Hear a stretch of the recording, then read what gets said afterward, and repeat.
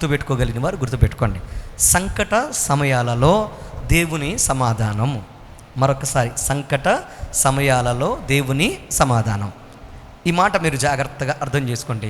సంకట అనే పదాన్ని లేదా సంకట సమయాలు, దినాలు అనే ఒక పదాన్ని అర్థం చేసుకోవడానికి మన ఇంగ్లీష్ పదాన్ని మనం చూస్తే బాగా మనకు అర్థం అవుద్ది. The day of troubles. Day of troubles అంటే, ట్రబుల్స్ అంటే మనకు తెలుసు ఏం చెప్పండి, సమస్యలు, ఇబ్బందులు, బాధలు, కష్టాలు, కన్నీళ్ళు, ఇవన్నీ అంటారు సమస్యలు లేదా సంకటము అని అంటారు. అందుకోసమే మీరు గమనిస్తే, మీరు ఎవరైనా రక్షించబడేటప్పుడు ఈ పాట పాడుతూ ఉంటారు, నా సంకటములన్నీ తీరిపోయే. మీ అర్థమైందా? సంకటములు తీరడం అంటే సమస్యలు, బాధలు ఎప్పుడు తీరుతాయి అని అంటే, ప్రభువునందు మనం రక్షించబడినప్పుడు తీరుతాయని దానికి సూచనగా ఆ పాట పాడుతూ ఉంటారు. ప్రియ తమ్ముడు, చెల్లి, ప్రియ సహోదరి, సహోదరులరా, సంకటము అనేది ఈ లోకంలో లేకుండా ఎవరు లేరు అన్నది వాస్తవం. అంటే సమస్యలు లేకుండా ఎవరు లేరు అన్నది వాస్తవం. సమస్యలు లేకుండా ఉన్నారు అని అంటే దాని అర్థం ఏంటంటే, వారు ఖచ్చితంగా వారు ఇహ సంబంధమైన ఏ రకమైన బంధాలను కానీ అనుబంధాలను కానీ వారి కరిగిలేరని దాని అర్థం. ఏదైనా మనం బంధము సంబంధములో ఉన్నామో అని అంటే మనం తప్పకుండా ఏమి ఎదుర్కొంటాం? కష్టాలు, కన్నీళ్ళు, ఇబ్బందులు, బాధలు ఖచ్చితంగా మనం ఎదుర్కొంటాం. ఒక భక్తుడు ఇలా అన్నాడు. ఎవరై అంటే మార్టిన్ లూథర్ అనే భక్తుడు ఈ మాట అంటాడు. జాగ్రత్తగా మీరు గుర్తుపెట్టుకోండి. ఇంగ్లీష్ వచ్చిన వాళ్ళు జాగ్రత్తగా రాసుకోగలిగితే రాసుకోండి. తెలుగులో నేను ట్రాన్స్లేట్ చేసి చెప్తాను, జాగ్రత్తగా ఈ మాట వినండి. I cannot control the birds that fly over my head, but I can stop them from building a nest అని అంటాడు. అంటే దీని అర్థం ఏంటంటే, నేను నా యొక్క తల మీద ఎగురుతున్న పక్షులను నేను ఆపలేను. నా పైన ఎగురుతున్న పక్షులను నేను ఏం చేయలేను. మీరు ఆపగలరా? పైన ఎగిరే పక్షులు మీరు ఆపగలరా? ఆపలేము. కానీ ఒక పని చేయగలను అంటాడు భక్తుడు. ఎవరు? Martin Luther. ఏమంటాడంటే, నా తల మీద గూడు కట్టుకోకుండా అవి మాత్రం నేనేం చేయగలను? వాటిని ఆపగలను. విన్నారా? తల మీద ఎగిరే పక్షులను అయితే నేను ఆపలేను, కానీ నా తల మీద మాత్రం అవి గూడు కట్టుకోకుండా మాత్రం నేను చేయగలను? ఆపగలను. సమస్యలు నీ మీద ఉన్నప్పుడు నువ్వు దాన్ని ఏం చేయలేకపోవచ్చు, కానీ నీ జీవితంలో రాకుండా మాత్రం నువ్వు కంట్రోల్ చేసుకోగలవు. వింటున్నారా? మరొకసారి, బాధలు, ఇబ్బందులు, శోధనలు, కష్టాలు, కన్నీరు నీ చుట్టూరు ఉన్నప్పుడు నువ్వేం చేయలేకపోవచ్చు, కానీ నీలోనికి రాకుండా మాత్రం నువ్వేం చేయొచ్చు తెలుసా? వాటిని అడ్డుకోవచ్చు. భక్తుల జీవితాల్లో, దేవుని పిల్లల జీవితాల్లో ఎన్నో కష్టాలు, కన్నీళ్లు వస్తే వాటిని ధైర్యంగా ఎదుర్కొని వాటిని వారి జీవితంలోనికి రాకుండా అనేక మంది వాటిని అడ్డుకొని వాటిని దూరం చేసుకోగలిగారు. బైబిల్ గ్రంథంలో హిజ్కియా అనే రాజు ఉంటాడు. ఆయన ఏం చేశాడు తెలుసా? మరణకరమైన రోగం వస్తే వెంటనే ఆ మరణకరమైన రోగం తన యొక్క ఒంటిలో తన జీవితాన్ని అజమాయిషీ చేసి తనని చంపకముందు ఏం చేశాడు తెలుసా? మోకరించి దేవునితో మాట్లాడి తనలోకి వచ్చిన ఆ భయంకరమైన మరణాన్ని ఏం చేశాడు తెలుసా? దూరం చేసుకున్నాడు. దేవునికి స్తోత్రం కలుగునుగా. అదే అంటాడు. ఏమనంటే, నా చుట్టూ సమస్యలు ఉన్నా నేను ఏం చేయలేకపోవచ్చు. అందరూ అనుకోవచ్చు ఎట్లా బ్రతుకుతాడని, కానీ నాలోకి రాకుండా నేను ఏం చేయగలను? వాటిని చెప్పాలి గట్టిగా, వాటిని ఆపగలను. ఎవరి నామములో చెప్పాలి? ఎవరి నామములో? గట్టిగా చెప్పాలి. ఎవరి నామములో? ప్రభువైన యేసయ్య నామములో మనము ఆయన నామ స్మరణ చేయడం ద్వారా మనం వాటిని ఎదుర్కొని అడ్డుకోగలము. రెండు చేతులెత్తి హల్లెలూయా. ప్రియ తమ్ముడు, చెల్లి, ప్రియ సహోదరి, సహోదరుడా, ఈరోజు మనం ధ్యానం చేస్తున్న అంశం సంకట సమయాలలో దేవుని సమాధానం. సంకట సమయాలలో దేవుని సమాధానం. అవును, సంకట దినాల్లో దేవుడు మనతో మాట్లాడతాడా? భయంకరమైన కష్టకాలంలో దేవుడు మనతో ఉంటాడా? సంకటకరమైన పరిస్థితుల మధ్యన దేవుడు మనల్ని ఆదుకుంటాడా? చూడండి, పరిశుద్ధ లేఖనాన్ని మనం చదువుదాం. కీర్తనల గ్రంథము 20వ అధ్యాయం 1వ వచనం. కీర్తనల గ్రంథము 20వ అధ్యాయం 1వ వచనం. పరిశుద్ధ లేఖనాన్ని తెరిచి కీర్తనల గ్రంథము 20వ అధ్యాయము 1వ వచనం. ఆపత్కాలమందు యెహోవా నీకు ఉత్తరమిచ్చునుగాక, యాకోబు దేవుని నామము నిన్ను ఉద్ధరించునుగాక. మరొకసారి, ఆపత్కాలమందు యెహోవా నీకు ఉత్తరమిచ్చునుగాక, యాకోబు దేవుని నామము నిన్ను ఉద్ధరించును గాక. దేవునికి స్తోత్రం చెప్పండి. హల్లెలూయా. నా ప్రియ సహోదరి సహోదరులారా, వాక్యాన్ని మీద మీరు జాగ్రత్తగా దృష్టి పెడితే ఒక అద్భుతమైన మాటను మనం చదవగలుగుతున్నాం. ఆపత్కాలమందు అంటే సంకట సమయమందు, సమస్యల వలయాల యందు నీవు గనక దేవునికి గనక నువ్వు ఒకవేళ మొరపెట్టావు అనుకో, దేవుణ్ణి అడిగేవు అనుకో, అప్పుడు ఆయన నిన్నేం చేస్తాడు తెలుసా? తప్పకుండా ఆయన నీకు ఉత్తరం ఇస్తాడు. ఉత్తరం ఇవ్వడం అంటే జవాబు చెప్పాలి, జవాబు ఇవ్వడం. మరొకసారి, ఉత్తరం ఇవ్వడం అంటే జవాబు ఇవ్వడం. మీకు తెలుసా, ఈ లోకంలో ఎవరు నీకు జవాబిచ్చినా ఇవ్వకపోయినా ఎవరు జవాబిస్తారో తెలుసా? దేవుడు తప్పకుండా చెప్పాలి జవాబిస్తాడు. ఈ లోకంలో ఎవరు మనల్ని పట్టించుకున్నా పట్టించుకోకపోయినా ఎవరు నిన్ను పట్టించుకుంటారో తెలుసా? చెప్పాలి, దేవుడు నిన్ను తప్పకుండా పట్టించుకుంటాడు. నీకు అన్నీ ఉన్నప్పుడు, ఆరోగ్యం ఉన్నప్పుడు, నీకు దగ్గర డబ్బు ఉన్నప్పుడు, ఆస్తిపాస్తులు ఉన్నప్పుడు, నీ దగ్గర అన్ని అధికారాలు ఉన్నప్పుడు అందరు నిన్ను పట్టించుకొని అందరు నీ చుట్టూరు తిరుగుతారు. అవన్నీ కోల్పోయావనుకో, కనీసం నీ ఫోన్ కూడా ఏం చేయరు తెలుసా? ఎవరు చెప్పాలి. నేను అందుకోసమే ఈ మధ్యకాలంలో ప్రార్థన చేస్తూ ఉంటే నాకు ఒక అద్భుతమైన తలంపిచ్చాడు. అది నేను రాసుకున్నాను. ఏమని తెలుసా? వాట్ ఈజ్ మై వాల్యూ అనే ఒక విషయం గురించి నేను ఆలోచిస్తూ దాని గురించి వాక్యం చదువుకుంటాను. నేను దాని గురించి నేను స్టడీ చేస్తున్నాను. What is the value of human being. అందులో నేను ప్రశ్న వేసుకుంటున్నాను. అంటే ముందు ధ్యానం చేసేటప్పుడు నేను ప్రశ్న వేసుకుంటాను, నేను కనుక అందులో ఉంటే వాట్ ఈజ్ మై వాల్యూ అని, నా విలువ ఏంటి అని ప్రశ్న వేసుకుని ఆ యొక్క అంశాన్ని ధ్యానం చేస్తూ ఉంటే నాకు ఒక అద్భుతమైన ఒక ఆలోచన దేవుడు ఇచ్చాడు. నిజంగా నీ విలువ నీకు తెలుసా? నీ విలువ నీకు తెలియాలి అని అంటే ఎవరైనా అప్పడుగు చూడు, అప్పుడు నీ విలువ ఏంటో నీకు తెలుస్తుంది.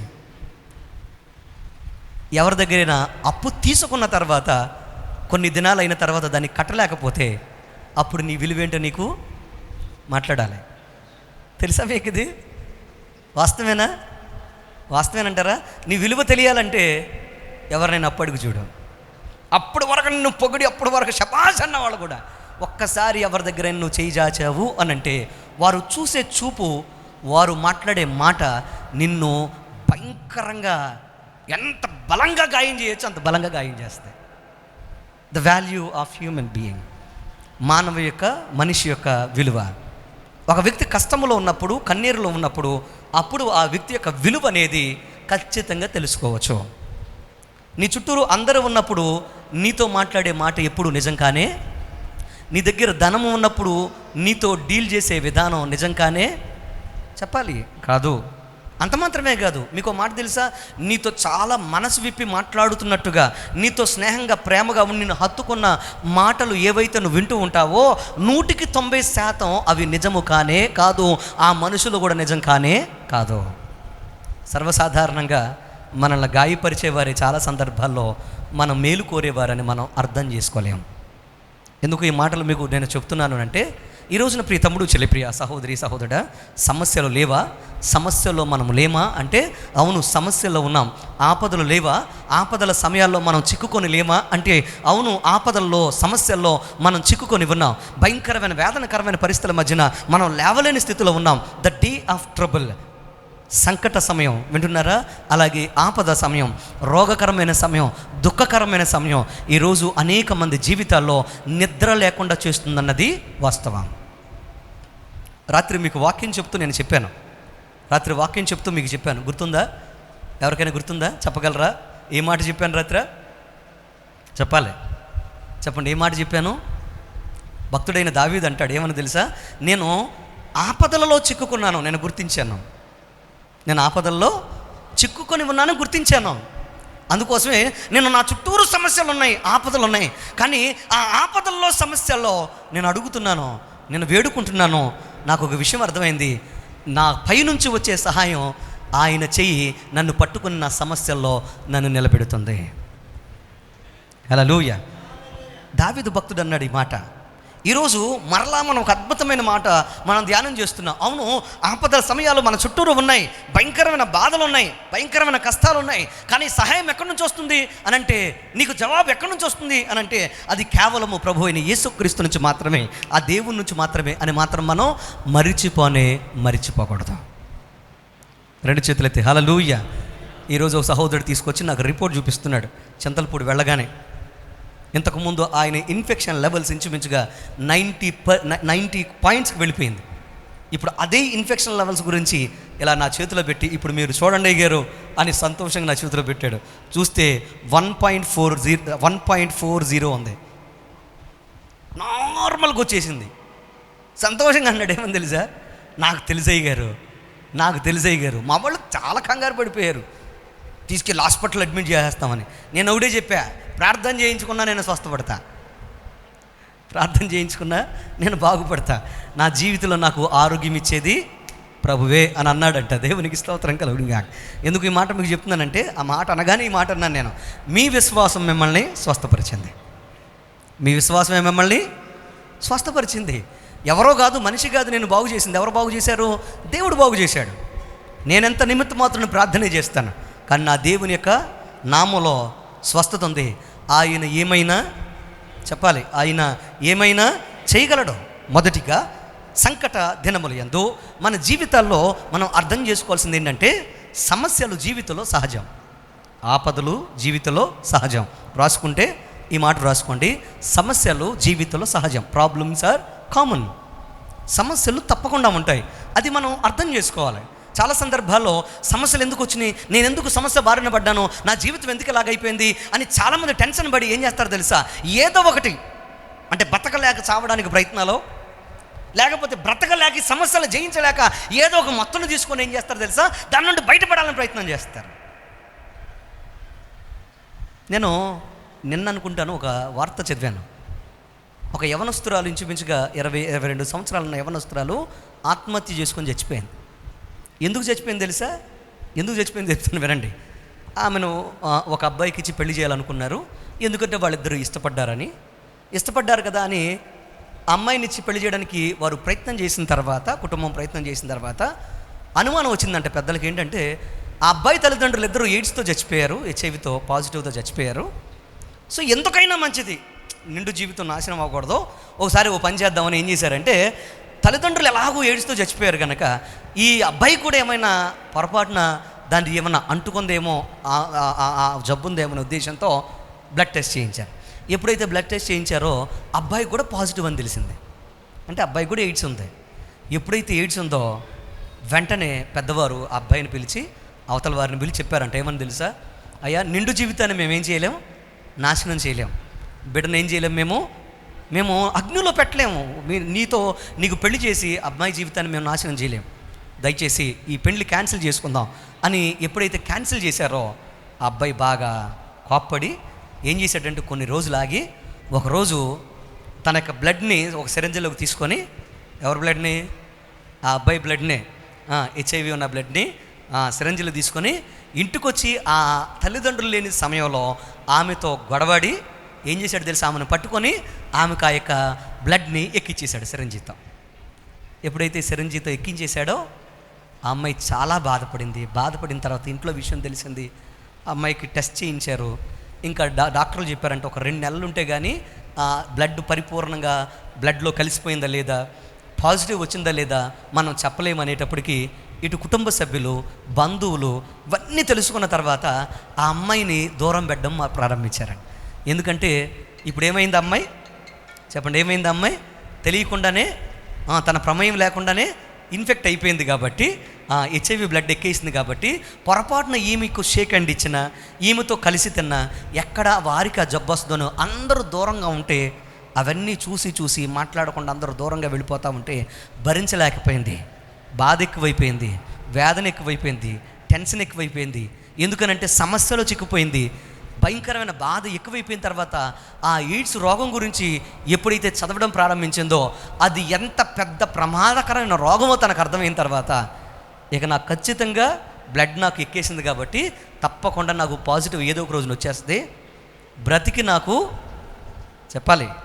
నాకు ఇంకా లాభం లేదని వేదన బాధ ఎక్కువైపోయి ఏం చేసింది తెలుసా? ఎవరు లేని సమయంలో ఇంట్లో ఊరేసుకొని చచ్చిపోయింది. ఎందుకు ఈ మాట అంతా చెప్పాను అని అంటే, ఒక వ్యక్తి సమస్యలో చిక్కుకున్నప్పుడు, ఆపదల్లో చిక్కుకున్నప్పుడు ఏం చేస్తారు తెలుసా? అది భరించలేక ప్రాణం తీసుకోవడానికి ఏమాత్రం వెనకాడరు. అలాగే చాలామంది సమస్యల్లోంచి బయటపడడానికి మత్తు పదార్థాలను తీసుకోవడానికి ఏమాత్రం ఏమండి, ఎవరైనా చెడ్డ వ్యక్తులుగా పిలిపించుకోవడానికి ఇష్టపడతారా? మాట్లాడరేంటి? దుర్మార్గులు, దుష్టులుగా పిలిపించుకోవడానికి ఇష్టపడతారా? ఏ ఒక్కరు ఇష్టపడరు. కానీ సమస్య తన చుట్టూరు ఉన్న బాధ, గాయం, వేదన ఎక్కువైనప్పుడు దాని నుండి బయటపడడానికి చేసే ప్రయత్నాలు ఇవి. కానీ వారికి తెలియదు వారిని బయటపడేసే ఒక దేవుడు ఉన్నాడని. వారిని బయటపడేసే ఒక దేవుడు, వారికి నెమ్మది, స్వస్థత ఇవ్వగలిగిన దేవుడు ఉన్నాడని వారికి తెలియక వారి శరీరాన్ని వారు నాశనం చేసుకుంటున్నారు. వారి భవిష్యత్తును, బంగారు భవిష్యత్తును వారు నాశనం చేసుకుంటున్నారు. వారి ఆరోగ్యాన్ని వారు పణంగా పెట్టుకుంటున్నారు.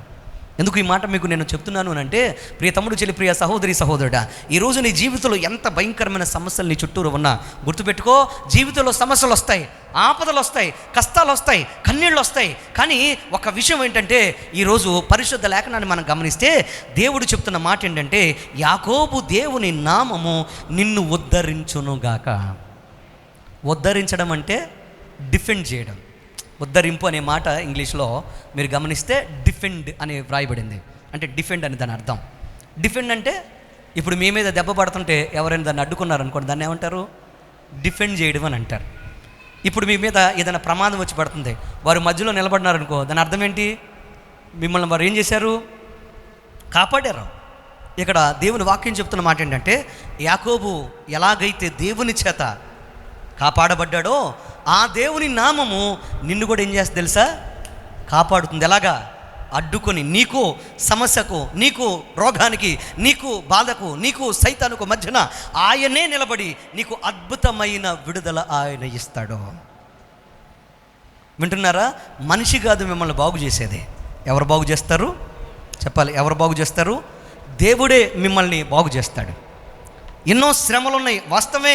యోహాను సువార్త 16:33 మీరు గమనిస్తే దేవుని వాక్యం చెప్తున్న మాట ఏంటంటే, లోకంలో మీకు శ్రమలు కలుగుతాయి కానీ ధైర్యంగా ఉండండి.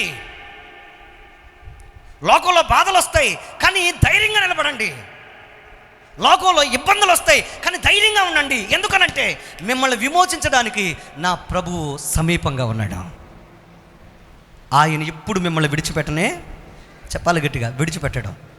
మనస్ఫూర్తిగా మనసు పెట్టి గనక ఎవరైనా ఆయనను గనక ధ్యానం చేస్తే వారికి ఆయన ప్రత్యక్షమవుతాడు. ఒకనాడు సాధు సుందర్ సింగ్ అనే ఒక యవనస్తుడు, ఒక చిన్న అద్భుతమైన ఒక టీనేజర్, తన యొక్క రూమ్లో కూర్చొని ఏం చేశాడు తెలుసా? నువ్వు నిజంగా దేవుడు అయితే, నువ్వు నిజంగా రక్షకుడు అయితే, నువ్వు నిజంగా విడుదలిచ్చేవాడు అయితే, నువ్వు నిజంగా బ్రతుకునిచ్చేవాడు అయితే, బ్రతుకును అనుగ్రహించేవాడు అయితే నాకు కనపడు, లేకపోతే తెల్లవారుజామున వస్తున్న ఆ ట్రైన్ కింద పడి నేను చచ్చిపోవడానికి సిద్ధంగా ఉన్నాను అని ఎప్పుడైతే తెల్లవారుజామున మోకరించి మనసు పెట్టి ఆ యేసయ్యను ప్రత్యక్షమని అడిగితే ఆయనకు ప్రత్యక్షమై ఆయన ఎవరో, ఆయన ఏం చేయగలడో చూపించిన తర్వాత సాధు సుందర్ సింగ్ ద ఫేమస్ మామూలు వ్యక్తిగా చాలా ప్రముఖమైన వ్యక్తి, మన భారతదేశం చాలా ఉన్నతమైన వ్యక్తుల్లో ఒక వ్యక్తిగా కొనియాడబడిన వ్యక్తి, ఆ మనిషి, ఆ వ్యక్తిత్వం, ఆ గొప్ప అద్భుతమైన సాక్ష్యం బయటకు ఆ రూమ్లోంచి బయటకు వచ్చింది. హల్లెలూయా. ఆనాడు గనక మనసు పెట్టి గనక అడగకపోయి ఉంటే సాధు సుందర్ సింగ్ అనేవాడు ఆ ట్రైన్ యొక్క చక్రాల కింద నలిగిపోయి ఎప్పుడూ చచ్చిపోయేవాడే. నేను అనుకుంటాను, ఈ మధ్యకాలంలో ఒక తల్లి అలాగే 2 బిడ్డలు ఆ ట్రైన్ కింద పడి అలాగైతే చనిపోయారు. మీకు తెలుసు కదా, ట్రైన్ కింద పడి చనిపోయారు. హైదరాబాద్లో రాత్రి 2 గంటలకు బిడ్డలు తీసుకొని, ఇంటర్మీడియట్ చదువుతున్న బిడ్డలు తీసుకొని ఏం చేసింది? ట్రైన్ కింద పడి తల్లి చనిపోయింది. నిజంగా నేను అనుకుంటాను, ఇలాంటి మాట వారికి గనక ఎవరైనా చెప్పుంటే వారు ఖచ్చితంగా బ్రతుకుండేవారే. హల్లెలూయా. ఎందుకు ఈ మాట మీకు చెప్తున్నాను తెలుసా? ఎంతోమందికి లేని భాగ్యం వింటున్న మీకు అనుగ్రహిస్తున్నాడు ఈరోజు మీకు చెప్తున్నాడు. నేను కాదు మాట్లాడేది. ఎవరు చెప్తున్నారు ఈ మాట? దేవుడు చెప్తున్నాడు. ప్రియ తమ్ముడు, చెల్లి, ప్రియ సహోదరి, సహోదరుడా, మీరు తప్పకుండా అద్భుతం చూస్తారు. కంగారు పడకండి. కీర్తన గ్రంథం 34వ కీర్తన 19వ వచనంలో ఒక అద్భుతమైన మాట ఉంటుంది చూడండి. నీతిమంతుని కలుగు ఆపదలు అనేకములు, వాటి అన్నిటిలో నుండి యెహోవా వానిని విడిపించును. దేవుని యొక్క సన్నిధిలో దేవుని పిల్లలుగా ఉన్నప్పుడు అనేకమైన ఇబ్బందులు మీకు వస్తాయి, కష్టాలు వస్తాయి, శ్రమలు వస్తాయి, ఆపదలు వస్తాయి, ఇబ్బందులు వస్తాయి. కానీ వాటి అన్నిటి నుండి దేవుడు మిమ్మల్ని ఏం చేస్తాడు తెలుసా? తప్పకుండా, చెప్పాలి, తప్పకుండా విడిపిస్తాడు. ఆపదలు ఎలాగ రావచ్చు? అనారోగ్యాల రూపంలో రావచ్చు, ఆపదలు ఎలా రావచ్చు? నీ భర్త రూపంలోనో భార్య రూపంలో రావచ్చు. ఆపదలు ఎలా రావచ్చు? కష్టాలు ఎలా రావచ్చు? నీ కన్న బిడ్డల రూపంలో రావచ్చు. ఏ రకంగా వచ్చినా, అది ఆర్థికంగా కావచ్చు, వ్యాపారంగా కావచ్చు, వ్యవసాయపరంగా కావచ్చు, ఉద్యోగపరంగా కావచ్చు, నీ చుట్టూ ఉన్న శత్రువుల రూపంలో కావచ్చు, ఏ రకంగా వచ్చినా గుర్తుపెట్టుకో, గట్టిగా గుర్తుపెట్టుకో ఈ మాట. మనుషులైతే గతించిపోతారు, కానీ నా దేవుని మాట ఎప్పటికీ గతించిపోదు. అది శిలాశాసనంగా ఉంటుంది. నీ జీవితంలో తప్పకుండా ఆయన మాట నెరవేరు తీరుతుంది. అది ఎప్పటికీ ఎవరు దాన్ని మార్చలేరు. ఈరోజు ఇది సాధ్యమా? ఇంత దిగజారిపోయింది ఏంటి పరిస్థితి? ఇది ఎలా మళ్ళీ మామూలు స్థితికి వస్తుంది నువ్వు అనుకున్నావేమో. నా దేవునికి సమస్తం చెప్పాలి సాధ్యమే. ఎలాంటి పరిస్థితులైనా ఆయన ఆశ్చర్యంగా మార్చేయగలడు. ఎలాంటి పరిస్థితులైనా ఆయన ఆశ్చర్యకరంగా చెప్పాలి గట్టిగా మార్చేయగలడు. ప్రియ తమ్ముడు, చెల్లి, ప్రియ సహోదరి, సహోదరుడా, ఈ మాట బలంగా గుర్తుపెట్టుకోండి. ఆయనకు అసాధ్యమైన పని అనేది, కార్యం అనేది లేనే లేదో. అందుకోసమే ఎన్ని సమస్యలు వచ్చినా గుర్తుపెట్టుకో, దేవుడు నీకు తప్పకుండా ఆయన విడుదలిస్తాడు. యోబు జీవితంలో ఎన్నో సమస్యలు వచ్చినాయి. దావీదు జీవితంలో ఎన్నో కష్టాలు వచ్చినాయి. మీరు గమనిస్తే భక్తుల జీవితంలో ఎన్నో భయంకరమైన బాధలు వచ్చినాయి. కానీ వారి ఆపదల్లో, వారి కష్టాల్లో, వారి కన్నీళ్లలో ఎవరు వారిని రక్షించారు? చెప్పాలి, ఎవరు వారిని రక్షించారు? ప్రభువైన యేసుక్రీస్తే వారిని, ఆ దేవుడే వారిని రక్షించాడు. దేవునికి స్తోత్రం కలుగునుగాక. అందుకోసమే ఈరోజు బాగా గుర్తుపెట్టుకోండి ఈ మాట. సమస్య, బాధ, కష్టము, సంకటం నీ శత్రువు మాత్రమే కాదు, అది నీ విశ్వాసాన్ని పరీక్షించే ఒక సాధనమని, ఒక అద్భుతమైన నీ జీవితంలో ఒక కారణమని గుర్తించాలని మీకు మనం చేస్తున్నాను. విశ్వాసంతో ఉంటే ఎంతటి సమస్యలను నువ్వేం చేయగలవు? చెప్పాలి, విశ్వాసంతో ఉంటే ఎంత సమస్యలను నువ్వేం చేయగలవు? ఆశ్చర్యకరంగా ఎదుర్కోగలవు. రెండు చేతులు ఎత్తి హల్లెలూయా. ఎందుకు ఈ మాట మీకు చెప్తున్నానంటే, సంకట దినాలలో ఆయన అద్భుతం చేయగలిగినవాడు. ఈరోజు ఒక తల్లి సాక్ష్యం చెప్తుంది. ఏమని తెలుసా? ఆమెకు కరెక్ట్గా ఇక్కడ నొప్పి వస్తుంది, ఇక్కడికి పొడుస్తుంది. అందరూ అన్నారు ఖచ్చితంగా గుండె నొప్పి అని. కానీ ఆమె ఒక మాట అంది. ఏమని తెలుసా? పోయిన ఆదివారం ప్రార్థన చేయించుకుంటూ వచ్చే వారానికల్లా నేను ఇప్పుడు ఈ నొప్పిలో నేను హాస్పిటల్కి వెళ్ళను, నేను నమ్ముతున్నా, ప్రార్థన చేయించుకుంటున్నా, నేను స్వస్థపడిన తర్వాత వెళ్ళి నేను టెస్ట్ చేయించుకుంటాను అందే. అలాగే ప్రార్థన చేస్తే స్వస్థపడింది. వెళ్ళి టెస్ట్ చేసుకుంటే నార్మల్ రిపోర్ట్లు ఇచ్చాడు దేవుడు. హల్లెలూయా. ఎందుకు ఈ మాట మీకు చెప్తున్నానంటే, సమస్యలు రావని కాదు, కానీ విశ్వాసంతో ఉంటే ప్రతి కష్టం, ప్రతి సమస్య, ప్రతి వ్యాధి కూడా అద్భుతంగా ఏమవుద్ది? స్వస్థతను పొందుకొని, విడుదల పొందుకొని మన జీవితంలో మనల్ని సాక్షులుగా నిలబెడుతుంది. రెండు చేతులు ఎత్తి హల్లెలూయా. అందుకోసమే ఇప్పుడు ఇంతకుముందు మనం వాక్యమును మనం ధ్యానం చేస్తూ, ఈరోజు మనం ఇలాగా ధ్యానం చేసే అంశం అని మీకు చెప్పాను. ఏమని? సంకట దినములలో దేవుని సమాధానం. చూడండి, సంకట దినాల్లో దేవుని యొక్క సన్నిధిలో మనం చేసే ప్రతి ప్రార్థనకు ఆయన సమాధానం చెప్తాడు. రెండవది, సమస్యలు మన చుట్టూరు ఉంటాయి, అవి సమస్యలు సర్వసాధారణం. రెండవది, సమస్యలకు ఎవరు జవాబు చెప్తారు? చెప్పాలి, ఎవరు చెప్తారు? దేవుడే చెప్తాడు. దేవుడు మన ప్రార్థనలు వింటాడు, సరైన సమయానికి సమాధానం ఇస్తాడు. ఇది నిజం. దేవుడు మన ప్రార్థనలు వింటాడు, సరైన సమయానికి ఆయన సమాధానం ఇస్తాడు. ఇది నిజం. వింటున్నారా? మరొకసారి. ఎందుకంటే మీరు ఈ మాట విన్నప్పుడు మనం మాట్లాడుకునే మాటలాగానే ఉంటుంది, కానీ దానిలో తీవ్రత మీరు అర్థం చేసుకోగలిగితే అందులో ఉన్న గొప్పతనం మీకు అర్థమవుద్ది. ప్రార్థన చేయడం నీ వంతు, జవాబు ఇవ్వడం, చెప్పాలి, జవాబు ఇవ్వడం దేవుని వంతు. ప్రార్థన చేయడం నీ వంతు, జవాబు ఇవ్వడం దేవుని, చెప్పాలి గట్టిగా, దేవుని వంతు. ఆయన జవాబు ఇవ్వకుండా ఎప్పుడు ఉండనే. ప్రార్థించిన నీవన్నా మర్చిపోతావేమో, కానీ ప్రార్థన ఆలకించిన వాడు మాత్రం ఎప్పుడు మర్చిపోడు.